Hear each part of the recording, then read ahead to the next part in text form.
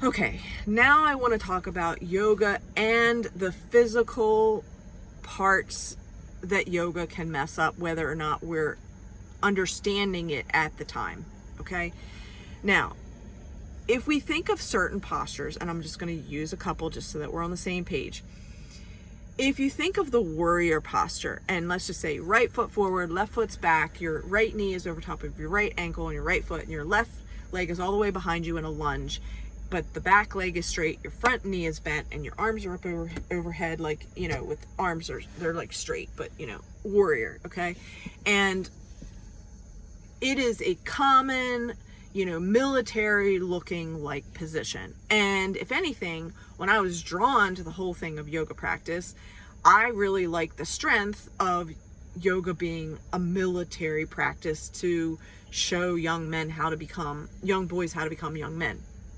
So anyway, bottom line, I liked that pose, the warrior poses, okay? And then when you think of, like, for example, hero pose, where you're sitting on both knees and you're sitting your butt towards your heels and you're sitting on your knees, it's like the Jesus pose. Jesus praying in the Garden of Yosemite, he's on his knees, okay?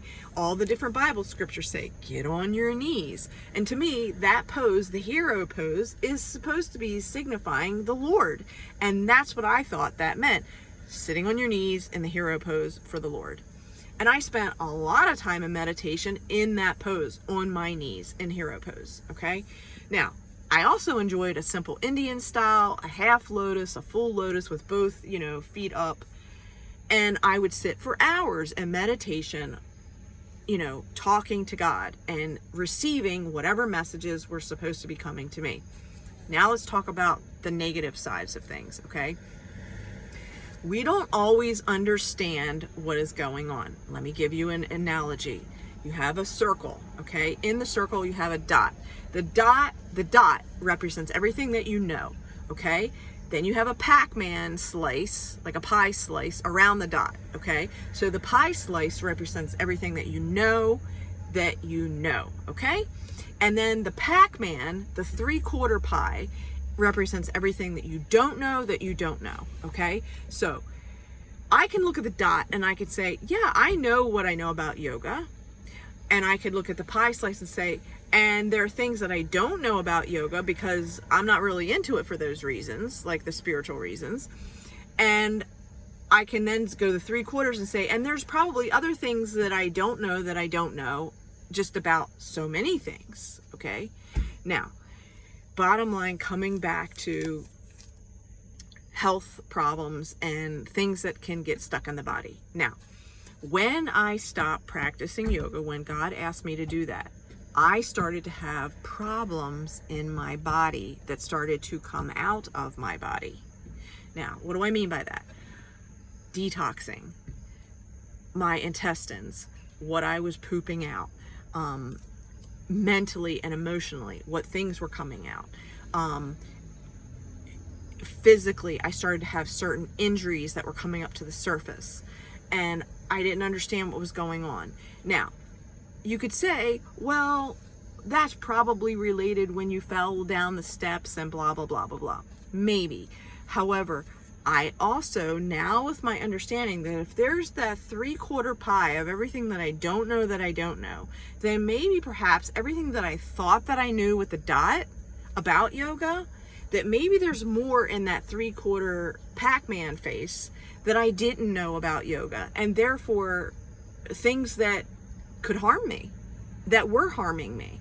Now, God is going to give us consequences, period. Whatever choices we make, we're going to have consequences for those choices. There's cause and there's effect. And whether I was aware of what those things were with the tree of good and evil, tree of knowledge of good and evil versus the tree of life, okay? Whether I was aware of that or not, doesn't matter. I still partook and partaked in what I thought I was doing with yoga.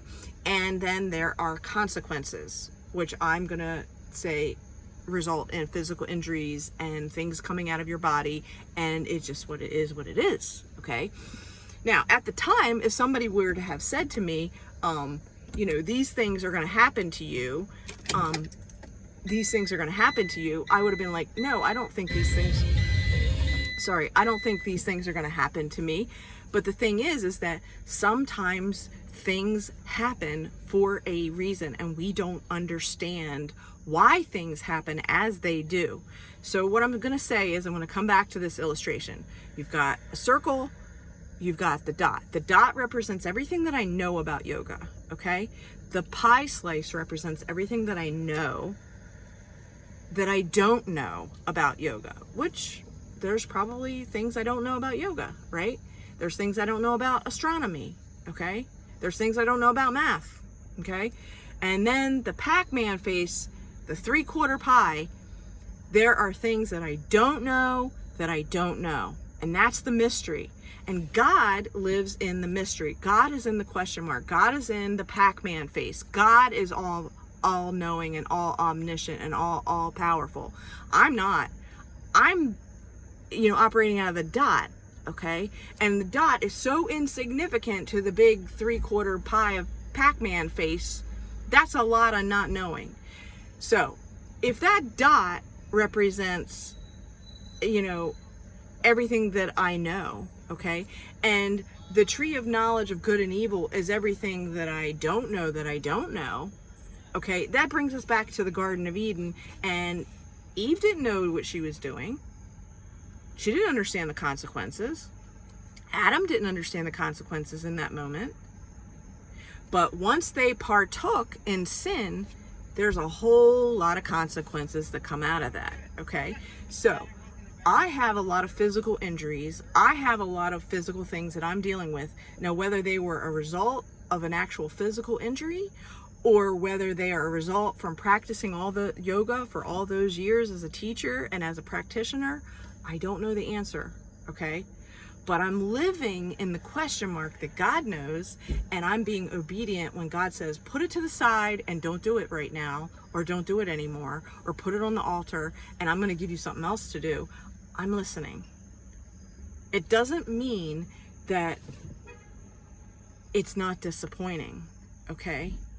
But what it does mean is that you have to come to a place in yourself, in your yoga practice, in your personal relationship with God, to be willing to put whatever Abraham had to put Isaac, his own son, on the altar, to be willing to sacrifice his own son. And if I had to say, what was my baby, what was my business, what was my Isaac, it was yoga and teaching yoga. And I put it on the altar. And I'm telling you, my life has gotten so much better when I gave it up. It's hard to express. I'm not going to say I don't miss teaching. I love teaching. Can I teach other things? Yes. Okay. And the Holy Spirit is what I'm listening to. Okay. And that is what I invite you to have, a personal relationship with God our Father through Jesus his Son at the cross and the resurrection, the burial, the resurrection, the ascension, and that Jesus is sitting at the right hand of the Father, alive and well, reigning and ruling, and that he's inviting you through the Holy Spirit to have a personal relationship with him and to give up whatever sin and surrender that you need to make around yoga. And I'm inviting you to explore that. And it may just be that for today, you don't practice yoga. And then tomorrow, you don't practice yoga. I'm just inviting you into the process for you to have a personal experience yourself. So I hope that clears up some of the confusion or whatever around this whole yoga topic. And I hope that you are able to find peace with the God of your understanding through the God of Israel, through Jesus' Son at the cross, and through the Holy Spirit, to have a real union and unity of spirit with the way God intended us to be, connected to the tree of life. Good night, my friends.